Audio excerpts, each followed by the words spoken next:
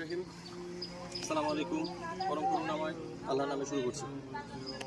আজ সকাল 4 ঘটিকার সময় আমরা ইস্পাহানির HA মিডল স্কুল থেকে রওনা দিয়েছিলাম এবং ঠিক দুপুর 12 ঘটিকার সময় এখানে এসে পৌঁছাই এবং আমরা যে স্থানে এসেছি সেটার নাম হচ্ছে নোয়াখালীর বেগমগঞ্জ পদ্মার পাড় এবং আরও একটা নাম রয়েছে, এটা হচ্ছে সর্দার দিঘির পাড়। এখানে আসার উদ্দেশ্য হচ্ছে আমি